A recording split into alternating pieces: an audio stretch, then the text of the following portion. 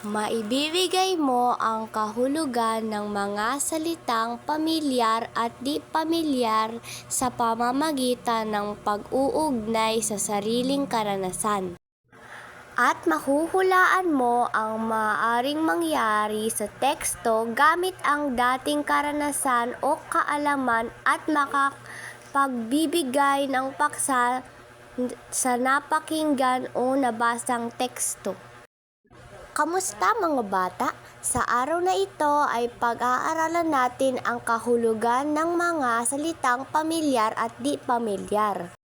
Ano nga ba ang pamilyar at di pamilyar na salita? Ang mga pamilyar na salita ay salitang madalas mong naririnig o palagi mo itong sinasabi. Samantalang ang di pamilyar ay salitang bihira mong marinig o hindi mo pa naririnig. Upang lubos ninyong maunawaan ang ating aralin ay dumako na tayo sa mga pagsasanay.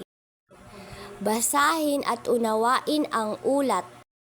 Kaso ng COVID-19 sa Pilipinas, pataas ng pataas.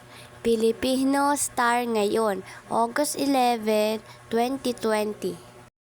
Hindi pa rin masawata ang pagkalat ng coronavirus disease, COVID-19 sa pagdapo na sa maraming tao sa bansa at patuloy pa rin ang pananalasa ng pandemyang ito sa Pilipinas ngayong Martes, ika-2 ng Agosto 2020, batay sa huling ulat ng Kagawaran ng Kalusugan. Iniulat ng kagawaran ang 2,987 pa ang kumpirmadong pasyente ng sakit, bagay na nagtutulak sa kabuuang talaan sa 139,538. Karamihan sa mga bagong ulat na naitala, ito ay galing sa mga sumusunod na lugar: National Capital Region, Cavite, Laguna, Iloilo at Cebu.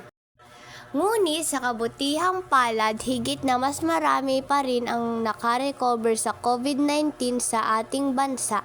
Batay sa tala ay may kabuuang bilang na 68,432. Pinasalamatan ni spokesperson Harry Roque ang Russia dahil sa pangako nitong magbibigay ng bakuna sa Pilipinas sa oras na maihanda na ito. Ayon sa ulat, tumuntong nasa 19.71 milyon ang kabuuang kaso ng COVID-19 sa buong daigdig. Sa tayo ng World Health Organization o WHO, umabot na sa 728,013 ang namatay sa sakit na ito.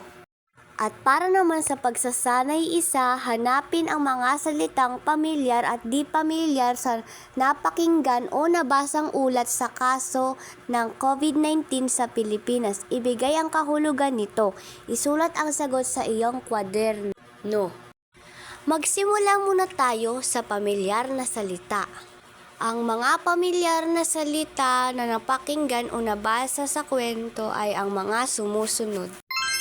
Sakit. Ito ay mikrobyo na kukuha sa paligid o sa tao. Pasyente. Ito ay ang taong may sakit.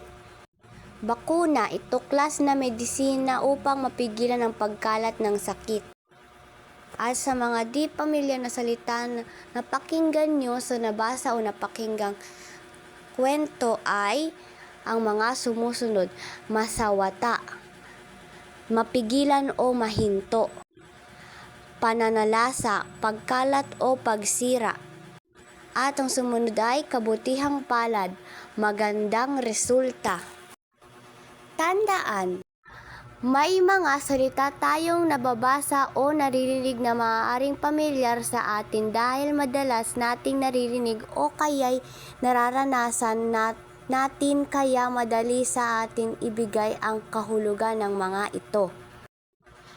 Mayroon din namang mga salitang hindi pamilyar sa atin sa kadahilanang hindi na pa natin nararanasan, hindi madalas gamitin o matatalinghaga ang mga ito. Hanggang dito na lang ang ating aralin. Sana meron kayong mga natutunan. Hanggang sa muli, paalam!